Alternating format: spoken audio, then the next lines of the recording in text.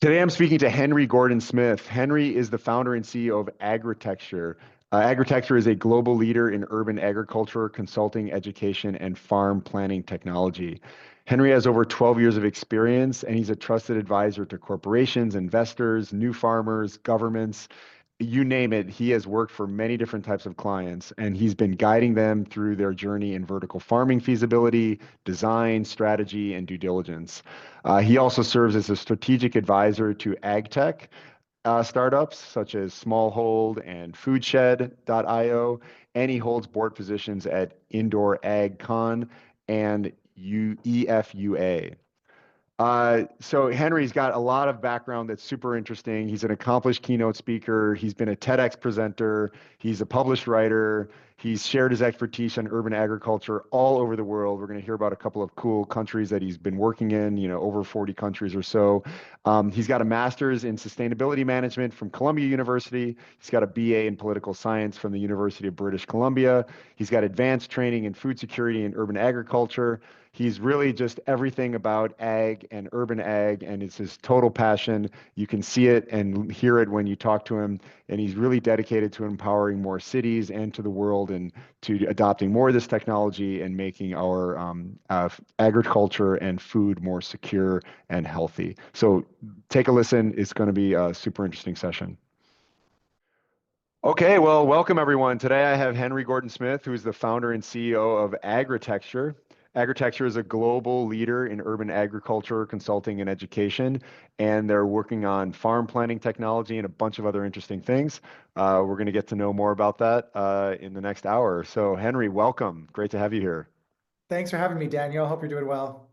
I'm doing great. So, Henry, first of all, maybe just start out, tell us a little bit about your background and yourself. We're going to get into plenty of things about what your company does, but maybe just give us a little bit of a backdrop of how you got to be doing what you're doing and what your interests are there. Well, I think the first thing that people need to know about me is that I'm a global citizen. My father, rest in peace, was British. He was a civil engineer that traveled the world for different work projects. And my mom is Czech. I was born in Hong Kong. I grew up in Hong Kong, Tokyo, Czech Republic, and Russia, and then studied in Canada for my undergraduate degree. It was in Canada where I started getting exposed to the climate crisis, and I decided I wanted to dedicate my life to responding to it in some way. And Hmm. I tried to do that through the public sector as a political science student and some internships, got very disappointed with the public sector, bureaucracy, slowness, and decided I wanted to get into business. As I spoke to some business contacts, they said business is about finding a gap and filling it better than anyone else. So I said, well, how am I going to find this gap? And I had some experience blogging in the early days of blogging because I did that for my university at the University of British Columbia. So I had some skills that other people didn't in those early days. And so I started 3 blogs about different sustainability topics. One of those blogs was called Agritecture, and it was really about bringing agriculture back into the city. When we do that, we need to think with more design thinking and architectural thinking because there's buildings and different parts of the built environment relative to rural farming. So I was really interested in it. I analyzed all kinds of urban farms. I ended up studying urban agriculture and food security as well at Ryerson University. And then I did my master's at Columbia University in sustainability management. And it was after that, and after working in my first job for about a year and a half after my master's, that I started getting these consulting requests from my blog. People were really starting to look for specifically data around unique types of urban agriculture that weren't as demonstrated. So rooftop farms, vertical farming a lot, and everybody sort of said, oh, we hear you have the data, we hear you have a perspective. And they started offering to pay me to tell them how to design and plan these farming businesses. So from, And sorry about it, but what time was this? Like what year was oh, that? Like yeah, so era? the Yeah. business launched in 2014, the blog launched in Okay. 2011. Okay. So Okay. So that's so yeah, in fact, I mean, I guess urban farming was sort of like a very fringe idea I'm dating myself, but like when I was in university, late 90s, it was sort of fringe, but yeah, 15 years later, it would make sense. That's cool. Okay, so continue. Sorry to just want to put some I mean, I think timing I on think it goes in ebbs and flows. it. When I think Yeah. about the history of urban agriculture, there's been different periods where it's been more important than others. But I think Mm, that this period was specifically technified urban agriculture, right? Where the merging of hydroponic technology that existed for greenhouses was now merging with the idea of growing food in the city. Urban agriculture prior to that was almost entirely soil-based plots, community gardens, and very few for-profit initiatives. So mm, anyway, that was it. I mean, that's how agritecture was born. So I started hiring people smarter than me, agronomists, agricultural engineers, et cetera. And our main service that we still provide today, but that we really built our bread and butter around was feasibility studies for urban farms of all kinds and controlled mm. environment agriculture projects, which includes greenhouses and vertical farms. I love stories like this where you kind of get something going and you're not necessarily an expert, but there's no real experts around, and then you put things together, and obviously you're much further beyond being an expert Yeah, now. it's 10 Uh, years now. yeah, Crazy. can you describe? I'd love to know like some of the first projects that you were asked to do, and like how did you think about? Because we like to talk a lot about entrepreneurship and just how things get started as well. Aside from the general topic, but like those first contracts that you get when you're an entrepreneur, which I remember when we got our first one. But can you tell us a little bit about that story? Like, what did you do? I And mean, there were definitely a lot that were challenging because we had to fill in so many gaps. And I think we got a mm, lot of projects because there was no one else that could do them or even attempt to do mm, them. But we were really pretty lucky with just how interesting they were, and there was some mm, diversity from the beginning. So our first client was Phillips Programs, which is a mm, special needs private school that is for youth and their families that have special needs. And basically, what they mm, wanted to do is they were really focused on workforce development and job readiness. And the CEO had this brilliant idea of saying, let's build a farm in one of our unused classrooms that we could teach the students not only science, technology, engineering, and math, but teach them some food safety skills that could be applied when they apply to work in a supermarket or a Subway store. And they had a similar program, which was called, oh my gosh, I forgot the name of it, but they actually would build a house with various mm, construction team members, and they would sell the mm. house. So it actually Oh was a wow. business that they intended to do. And Mm, so I think it was called Building Futures, and our program is called Growing Futures. So, okay. definitely they get a lot of credit for the leadership, but we built a series of vertical farms in their classroom, did the trainings. I mean, at that time, I think we made like almost no money. First of all, the client type, but because of the Uh, amount of hours, we actually went down mm, there and we built the farm. I mean, I remember it was all day, all night, yeah. sort of several days in this school. And that was exciting to learn that with, Mm, with, with the original team. Our other first client, like say, second client, was actually Deloitte. They were doing a feasibility study for an unused tower in Amman, Jordan, and they just wanted the data for presentations to their client about how much it might cost high level and how much we might be able to grow in a vertical farm in that tower. And that was really a big light bulb moment. We provide a lot of information and data not only to big consulting firms, but directly to clients and investors that are looking for this information to make some initial decision making. So that was really cool. We worked on a school in Florida doing a feasibility study for how much space they would need to grow all the leafy greens for their cafeteria. So there's a lot of mm, school and nonprofit projects at the beginning, but also sprinkled in there, we started to get our first policy work. It wasn't too long before the city of Paris contacted me, asked me to be engaged in their strategy for urban agriculture as a judge and providing some services to them to guide the development of their pariculture program, which I think is one of the best city-led initiatives for urban agriculture globally. wow, that's some pretty interesting names and places also. That's super Yeah, cool. already like Um, international, like from the beginning. yeah. And you had this data, this information just because you've been doing so much blogging and like just researching about the market and what was out there and I think the you know, key s- thing, there's a couple key things. I mean, I was yeah, really interested in the topic, right?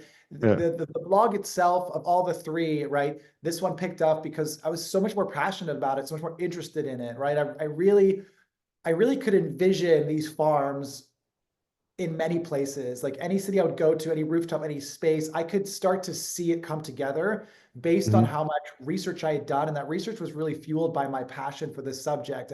I mm, wanted cities to look this way. I was embodying the concept of agritecture and what I was learning about. But I think mm, the key part of that was that I built an archive. So every time I Mhm. saw a news article about how much investment, how much yield, how much jobs, how much whatever, I would pull that information into a database of the farms around the world. So I had the biggest running list of urban farms and data around that. So I was able to sort of pull from those to sort of develop them into typologies that we can use as tools in the toolbox. So when a client comes to me and says, oh, I've got a skyscraper, or I've got a rooftop, or I've got a basement, I already can shortlist that based on the sort of the integration type that existed. Mhm. And I started to really formulate those a lot more. I mean, I ended up founding the Association of Vertical Farming as a co-founder with Max Lolsel, and we created a whole typology around what vertical farming in particular is, and different categories of both, is it for-profit, nonprofit, is it hydroponic, aeroponic, Mhm. all these various things to try and create a sort of a language around it as this industry develops. So that gave me a lot of advantages on the consulting side to be very analytical, and to give our clients advice that was sound and based on evidence.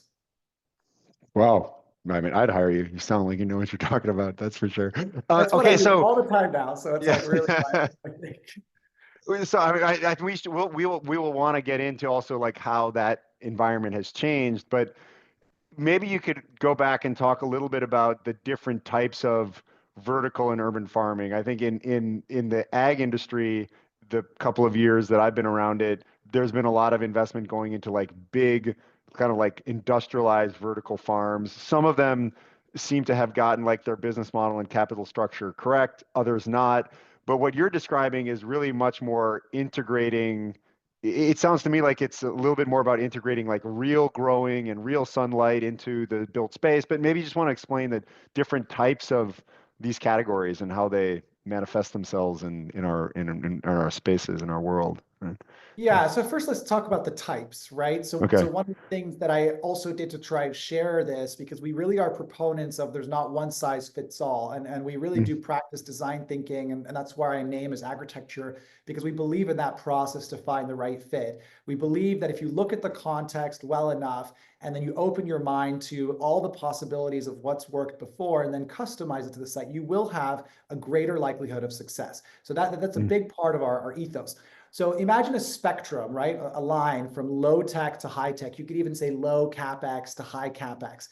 On the low mm, tech side, we have some of the most typical types of urban farms: a community garden, an urban farm in a park, maybe a soil-based set of planters and a real estate development, right? These are low mm, tech, they're exposed to the environment, they provide certain benefits, which we'll talk about in a moment, and they have certain trade-offs.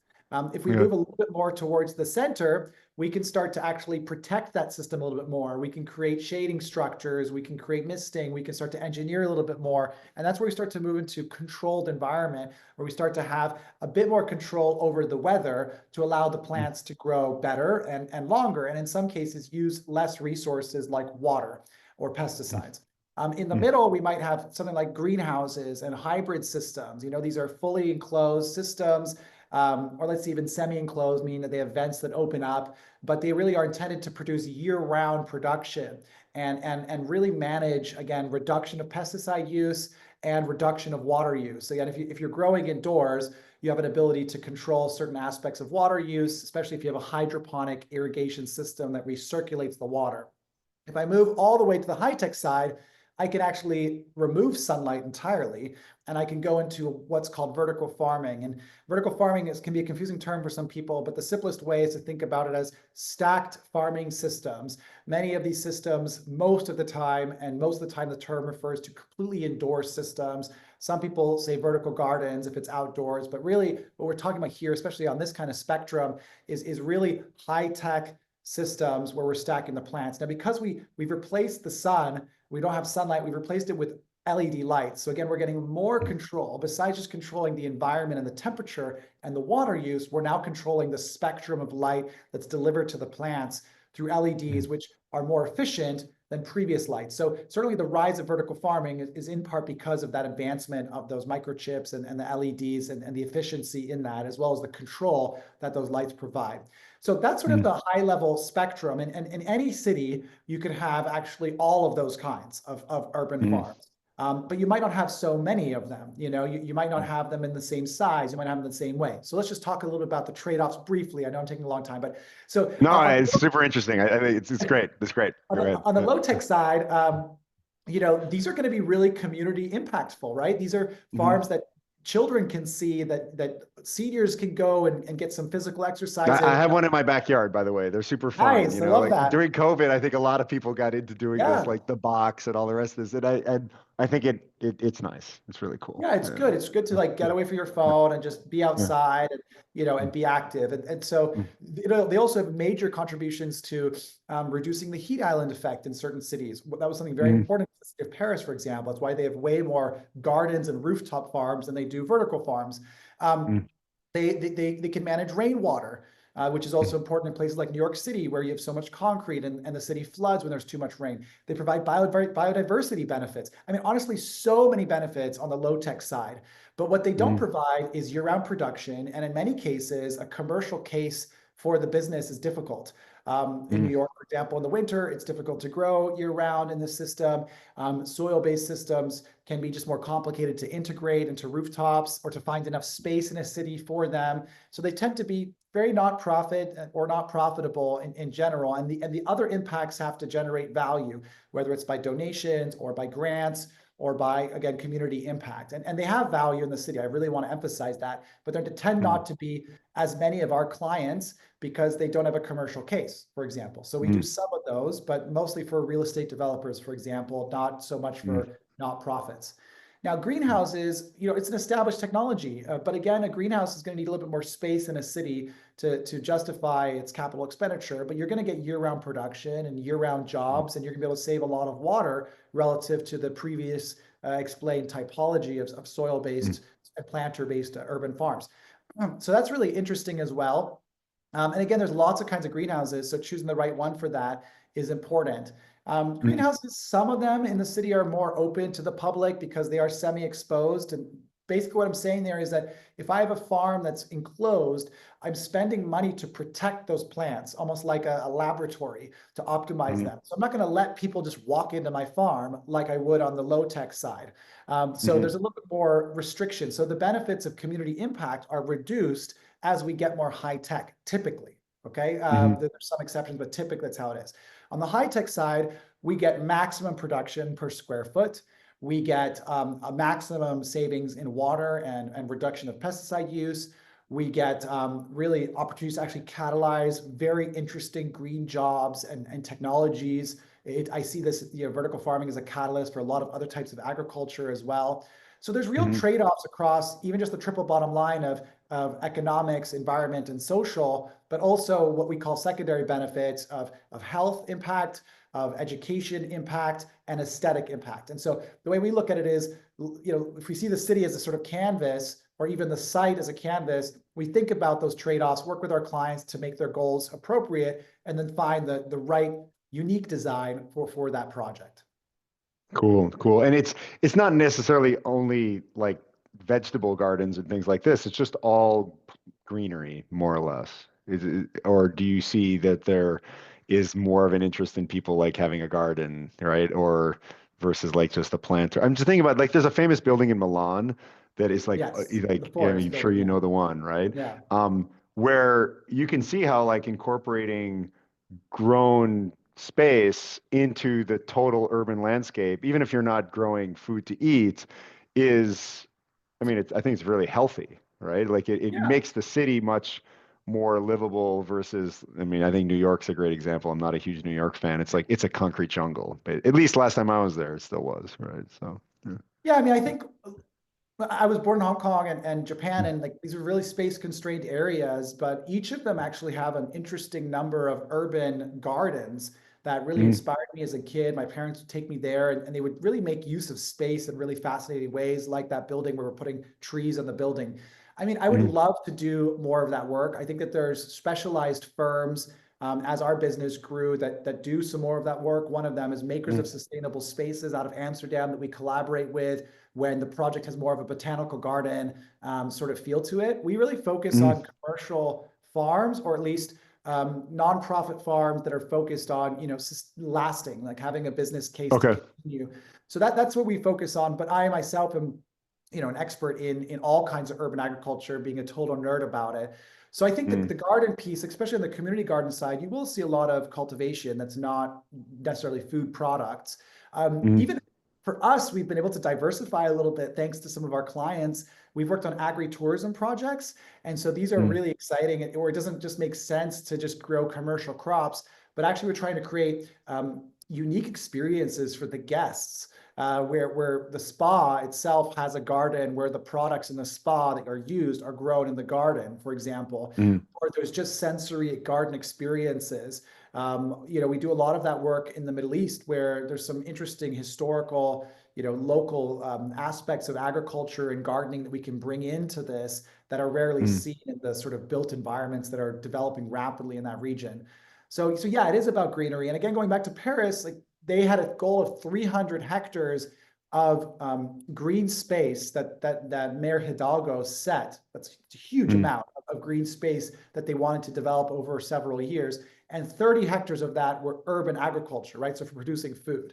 So, okay. the vast majority of the greening of the city is focused on those efforts that you mentioned, trees and Mm, gardens, and even they do these vertical gardens across the buildings. And that's mhm. why, because again, the problem specifically in Paris was that the heat waves got so bad that they had 8,000 people die one summer across France. So they really want to reduce the heat by having more green spaces, and that allows them to really reduce the temperature, or at least maintain it at a more typical temperature prior to some of the climate change events that we've been seeing.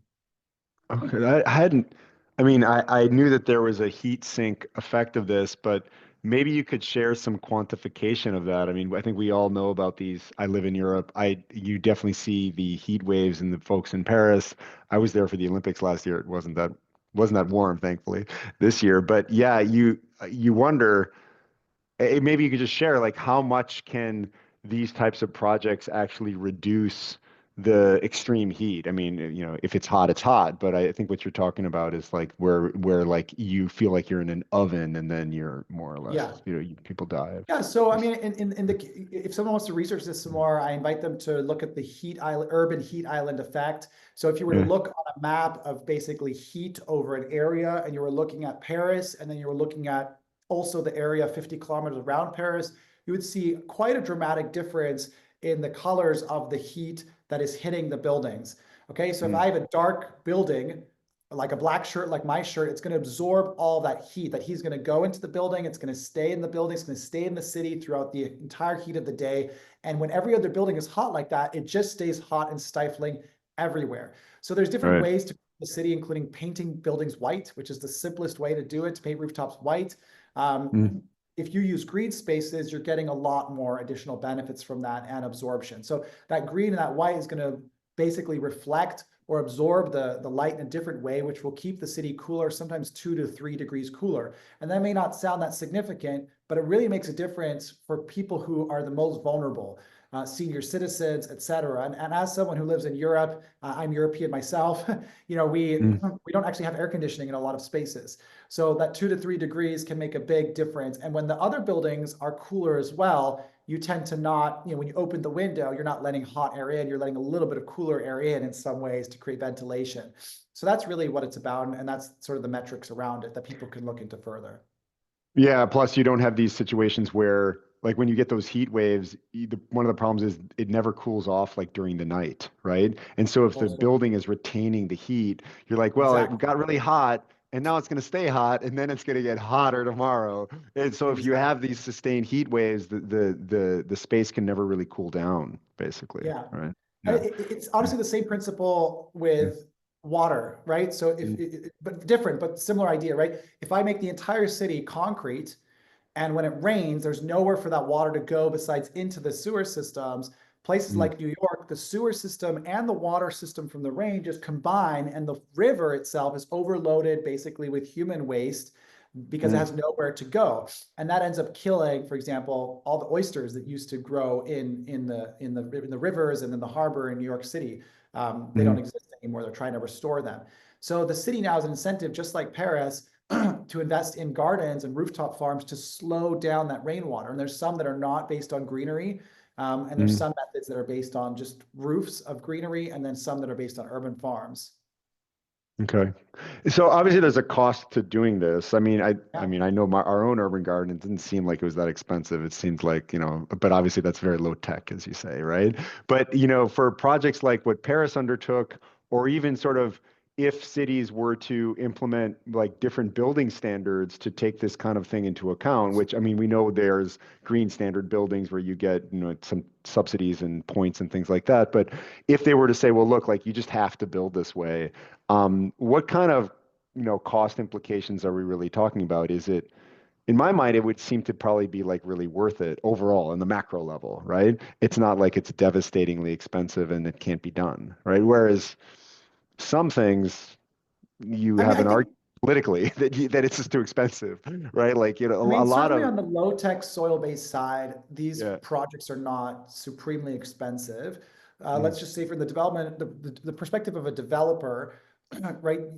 Your rooftop should be sort of an amenity or should be an asset that you're using to get some sort of tax incentive, right? And urban mm, farming can fit within that. It can either create additional value for, mm, excuse me, for the residents, so they can get some of the food, they can get again some of the health and aesthetic benefits. And a lot of developers are familiar with that. They build gyms, they build pools, they build rooftop gardens, they build barbecue spaces, et cetera. So it just is another aspect within that. And what do they want to communicate as part of that? And the tax breaks and the benefits of the city incentivize them to consider that over some of the alternatives that they could do with the roof or nothing with the roof. So that's really how mm, that business case works. On the higher tech side, it can get more expensive, right? And so we work with developers. Sometimes we're like, we want to build a vertical farm. And I say, okay, but like we need to find an operator for that farm, you know, mm. just like for the soil-based one. But in the case of the vertical farm, we're talking about much more significant expenditure. Imagine all those layers of production, all those lights. It's multitudes more expensive than soil-based urban farming. And So somebody needs to do the farming and the harvesting and everything like that, across the right? board, Yeah. someone needs to do Yeah. it. Like, unless it's a garden that's just a basic garden and the landscaping gardening team can take care of it with the other landscaping on the development, urban Mm, farms need garden farmers, they need farmers that mm. operate them. And those can be difficult to find in certain markets. And as you get more high tech, there's some specialized skills that those farmers need. So that's the key challenge. I would say the CapEx issue is not as difficult as the OpEx or just operational success issue. And I mean, in property business, you have property managers that manage your apartment building and do the renting. And I would be, are there not businesses that are coming up like kind of consortiums and that say, hey, look, we're going to get into this as a specialization and we're going to open up an office in this city, in that city, in the other city? Like, are there companies that are getting into that kind of thing that you work with? Yeah, there are. I mean, there's different Yeah. types. So first of all, there's companies that will just operate in multiple cities. And so Yeah. developers will come to them and they'll operate farms, different cities. Gotham Greens, for example, operates certain Mm, farms on top of supermarkets and next to distribution centers. And so they partner with those groups. Green Food Solutions out of New York as well works with developers to put hydroponic gardens indoors and outdoors, and they operate those as well as mm, building them. You've got um, Green City Growers out of Boston, and they have a lot of different soil-based farms and some hydroponic farms that they operate. I think that there are models for that. I just wish there were more. We have a lot of challenges with certain clients to pull the trigger on the projects we design for them mm, because they can't always find an operator, and they're understandably not willing to take that risk every time to operate it themselves. right. So I think that cities themselves could incentivize that more, could think a little bit more beyond just the policies needed, but how do you actually encourage a sort of ecosystem of urban farming within a city? Yeah, because you need kind of a critical mass. Obviously, you can train people how to do it. That's job creation also. Um, but yeah, you need to be in lots of different places, right, at the same time. Yeah. Um, Yeah. yeah.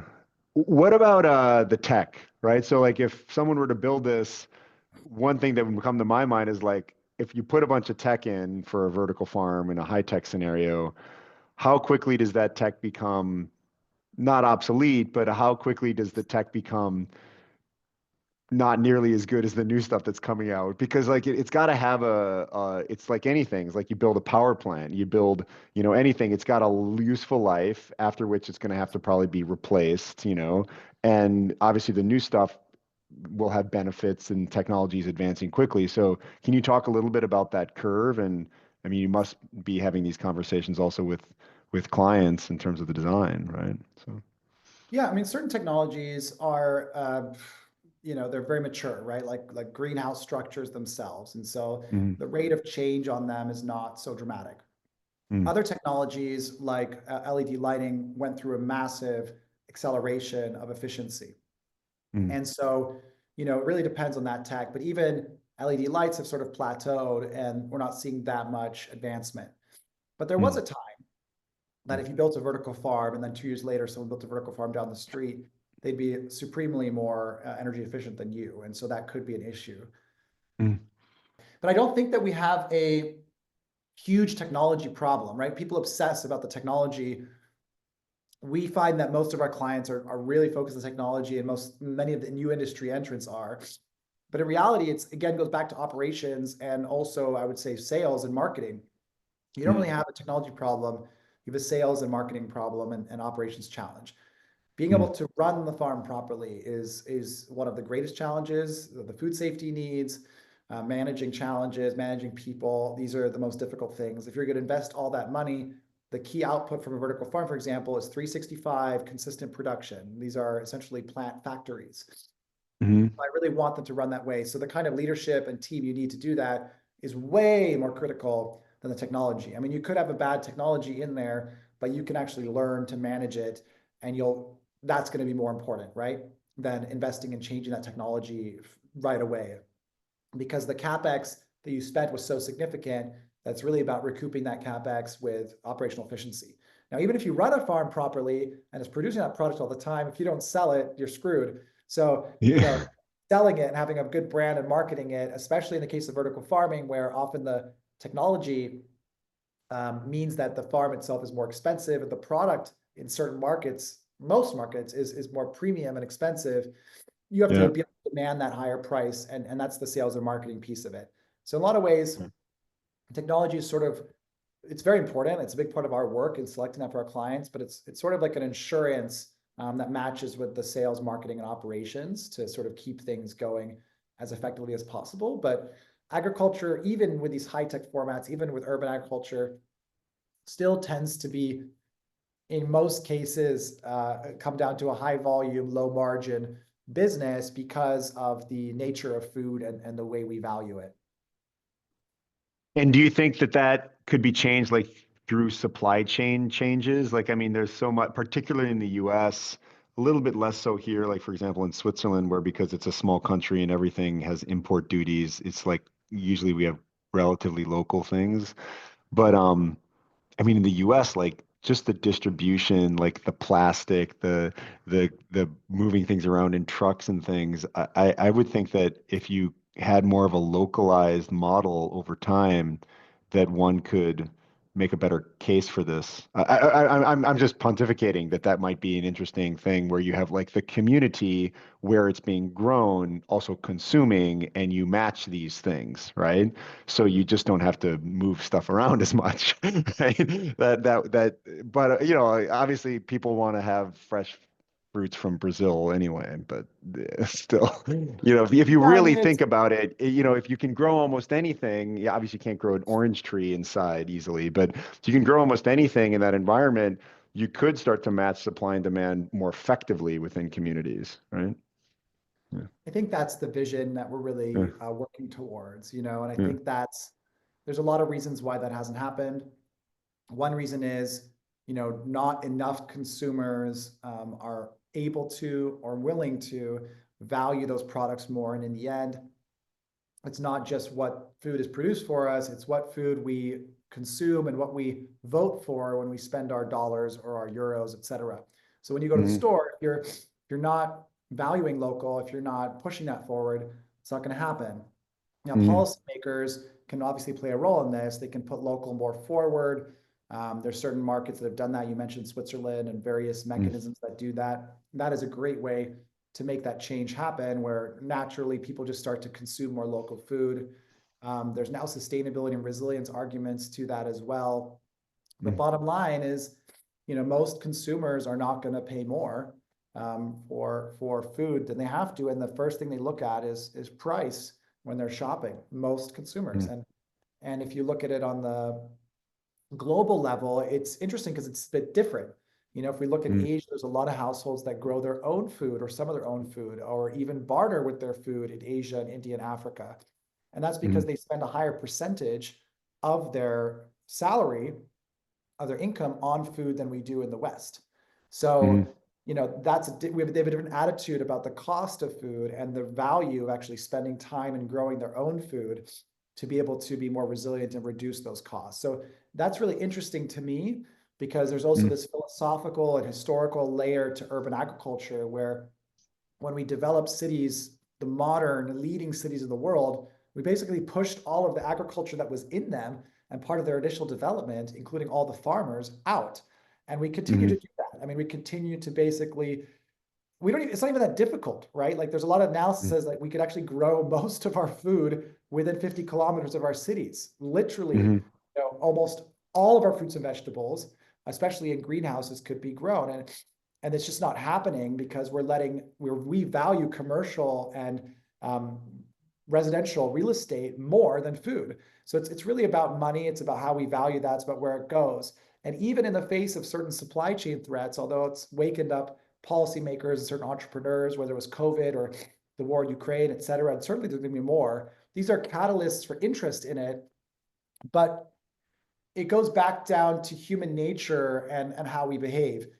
Whether it's in our health, whether it's in sustainability, whatever it is, we don't act to prevent disaster. We act to respond to failure and suffering, right? So, it really takes huge amounts of damage before we're going to make a dramatic revolutionary change. Let's say 20% of our space in cities needs to be for food production, or when we develop cities outside of the city, we're going to make developers say 30% of their space still has to remain agriculture if they're taking agricultural land. These things are not happening. Instead, we're continuing to grow cities, consuming agricultural land, and depend upon imports from other countries that have questionable labor practices, questionable quality of product, questionable pesticide use, and certainly a lot of environmental damage. So, although we're trying to make a difference in that work, as well as many colleagues in my industry, it's just not important enough on the financial side to most. And, vertical farming is interesting because it provided this technified ability to sort of say we can grow anything, but it kind of got, again, corrupted, I would say, by the pursuit of money. Right, which I'm more for profit. How do you mean? How do you mean corrupt? I'm very interested in that. Because I've also interviewed some vertical farmers. I've obviously met a lot of the people that do this. We've even done some work for them. And as I said, some of them seem to have gotten sort of their market understanding correct. So they figured out how to make the sizing work, and they're making a business run. Others seem to have gone a little bit too far over the edge of enthusiasm in terms of size in some cases. To put it simply, like, as we got around the 2020, 2021, we've really started to see a lot more acceleration of investment into these big vertical farms, billions of dollars, really. Yeah. And so that mostly came from Silicon Valley style investors. And these investors are looking for, massive returns. They're betting on as well. As quick as possible. And so that just doesn't compute with agriculture. And that's why I emphasize the operational challenges, right? So when you have outsiders coming into agriculture and not respecting the operational needs of these farms and ignoring them and just looking at and buying into the hype of that we can grow anything in these farms, we can automate everything, these are going to be AI-enabled robot farms. Okay, yeah, like that's the journey we can go on, we can get there. But in reality, we have to produce these products all the time consistently. In reality, there's biological limits to how fast I can grow leafy green. In reality, there's biological limits to what I can grow, to just technology and economic limits to what I can grow in these farms commercially on the market. And so that disconnect between the pitches from these businesses and the reality of their bottom line really hit a head point, and I saw it coming, and I wrote about it in 2021, predicting the downfall. What I did is I applied the Gartner hype cycle to this as an objective approach, and that's exactly what's happened. Every Mm. single major vertical farming company that has raised the most amount of money is now bankrupt or closing their most of their operations. So Plenty, AeroFarms, Bowery, Calera, Infarm, I mean, all of the biggest ones have basically closed down, and all of them had the same recipe for how they pitched. But that infrastructure isn't just going to lay follow. Someone will buy that out of bankruptcy, I hope, and do something with it, I would think, right? I don't know. I mean, I'm getting Mm. calls about, the Yeah. product that Bowery's selling or that Infarm is selling. People, you still need investors to buy all that equipment. You still need money. You might want to buy like one seeder or one, automation system, but to build a whole farm, you're talking about really, some of our vertical farming projects are $40 million operations, right? So it's a Yeah. lot of, you need big investors around it to not only build it, but to run the businesses. So yeah, I don't think actually most of that stuff sells at any reasonable price or becomes that valuable. Some smart people get it for their operations, but I don't think Mm. it happens as much as it should. Yeah, it's too bad. So if you were to give some advice to people now starting new into this, I mean, obviously there's, as you just articulated, there's been a little bit of a hit, but people will come back, like there will Yeah, I be, think they're going the to come back. Yeah. enthusiasm will come back, probably a little bit more sanity, right? So what would be some advice to doing it sensibly if people were to embark on it that you could give? Right? Yeah, I mean, don't get me wrong, right? Like I Yeah. like to be very honest about these things, but I'm long on vertical farming. I just think it's a specific niche in agriculture versus replacing agriculture. I think it Mm. will be more optimized, and I actually know that there are many vertical farms that are smaller in size that sort of function like family farms and neighborhood farms that grow specialized products that are profitable. And you don't Mm. have to build a huge Silicon Valley business. The first question I ask my entrepreneur clients is, what do you want to do? What are your goals? Like, what matters to you? What kind of business do you Mm. want to run? Because there's many different kinds of businesses in agriculture, from the size or the type or the technology or the kind of money you would raise that you could do. And the most important thing is what you want out of it. So I'm long on vertical farming. I think I'm very enthusiastic about greenhouses as a part of a sustainable and resilient solution to our food system. They're not perfect, but they're way more proven than vertical farming, and they can grow a wider variety of products. So I see huge opportunities in that. And again, I think cities should be encouraging more kinds of soil-based urban agriculture to teach our youth specifically about this, because relative to baby boomers, these next generations, including mine, have no idea how to select seeds, how to plant them, how to take care of them, and are totally unprepared for a future Mm. which is kind of inevitable based on history, where there's going to be scarcity of food. World War Mm. One, World War II, the blockade of agriculture products to Cuba, from the U.S. against Russian imports, COVID. The list goes on of these food security shocks that have happened, and we simply are becoming less and less prepared. So, bottom line, I'm very excited about urban agriculture overall, all kinds of it. There are ways to do it profitably. So, what's my advice? I mean, we care about this. We write about this specifically. We write, what are the main red flags when you're considering investing in it? What kinds of urban farms should you start? We have so much free content on this. And to add to that, we've actually just made our online classes free. We just are giving it away for free. So we have online Mm. classes that teach you all of the business of urban agriculture with a bit of a focus on technology, like greenhouses and vertical farms.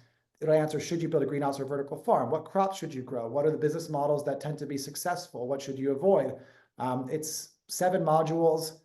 It's a great online course. It won the most affordable urban farming course, even before it was free, by Tree Hugger. Mm. In Mm. addition to the course, it includes things like a market research tool where I can go to the market and I can get the right prices for my products to build the business case for my farm. And I can actually model with the light version, which is what we're offering for free, what my farm will make. Right. So you're asking, well, what's the CapEx? It'll give you the CapEx. It'll give you the water use. It'll give you the jobs. It'll give you the information on the payback of any greenhouse or vertical farm in the world.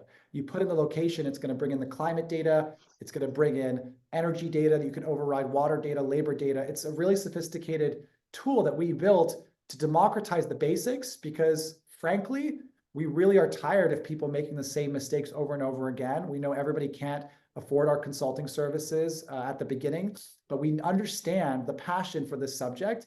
And we want those people to specifically find the right information to save time and money and not build farms that end up being abandoned. So you just go to design.agritecture.com and use promo code Plan Your Farm, and it's free until March 31st. Okay, we're going to share all that stuff, on the site and quickly. That sounds awesome.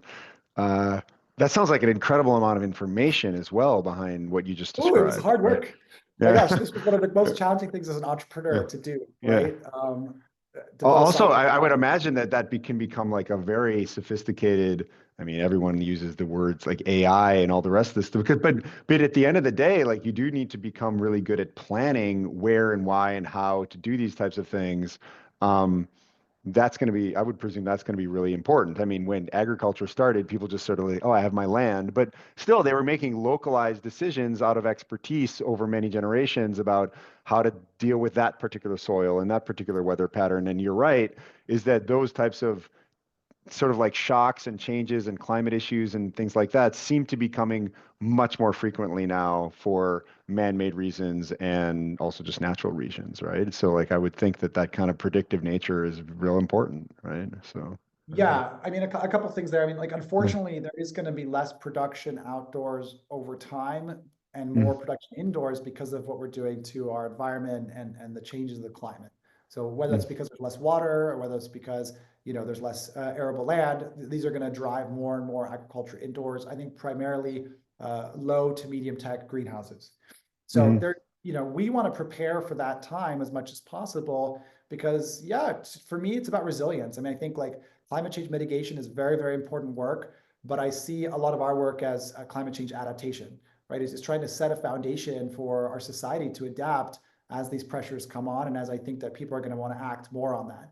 So the software really is about that legacy. It's about providing the world's largest database of these farms. And actually, my vision is to add many different farming types to it as we can grow the software over time beyond just greenhouse and vertical farms, but agrivoltaics, certain types of aquaculture, certain types of permaculture, ideally, and that's complicated. I mean, we just spent 2 years modeling out different farms, validating it with different academic institutions and other experts, including our team, and make them customizable to different sizes and climates, et cetera. So the algorithms within it, as well as the database itself, are quite sophisticated. Going to your AI question, I mean, I would love in the future for these to be more like digital twins that can work a mm. bit more in the background and can test and optimize things a little bit more. But we're a relatively small company and not quite there to develop a full AI model yet.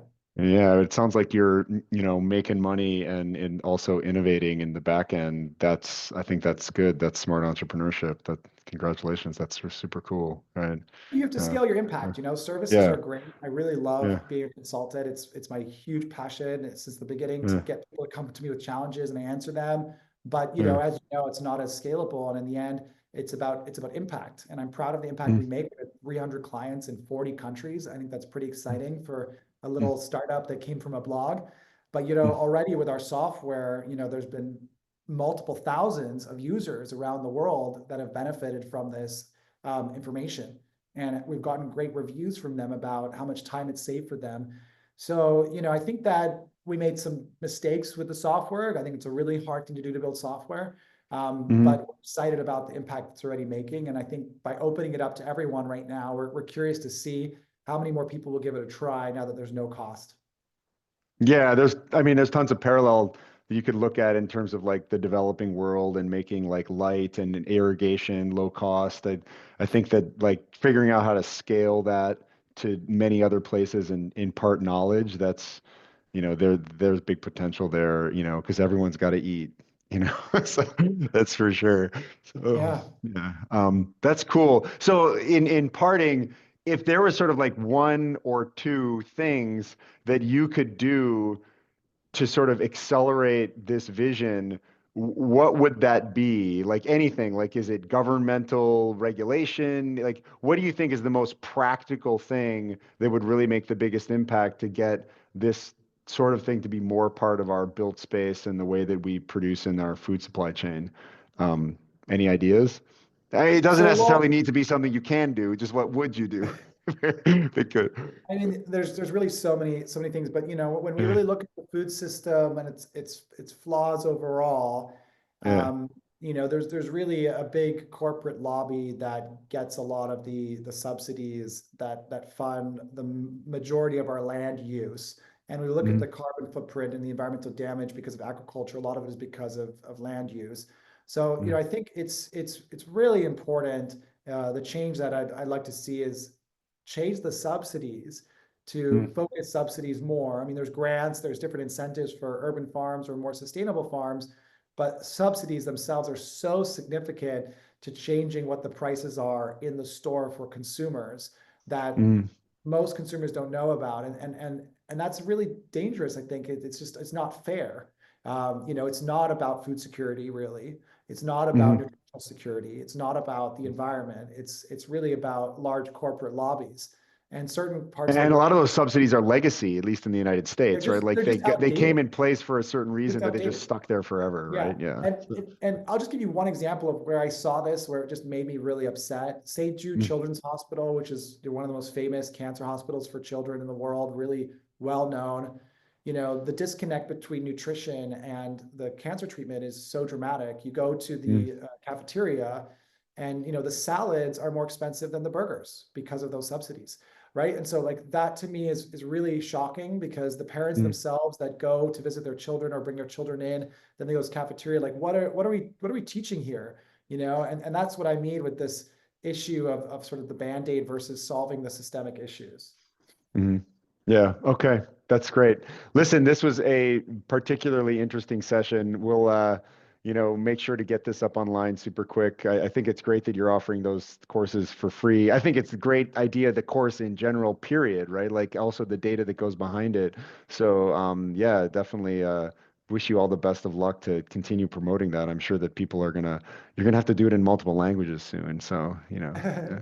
Yeah, yeah. I mean, Yeah. I'd love to do more of that. We actually are customizing it to Yeah. certain markets. We work with a lot of Uh, education institutions. I was just on a call with a group in Egypt, and we're probably developing the course there.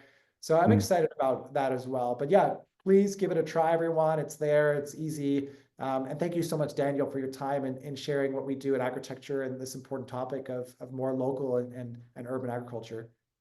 Awesome, Henry. Thanks so much for being here and talk soon. Take care. Thanks.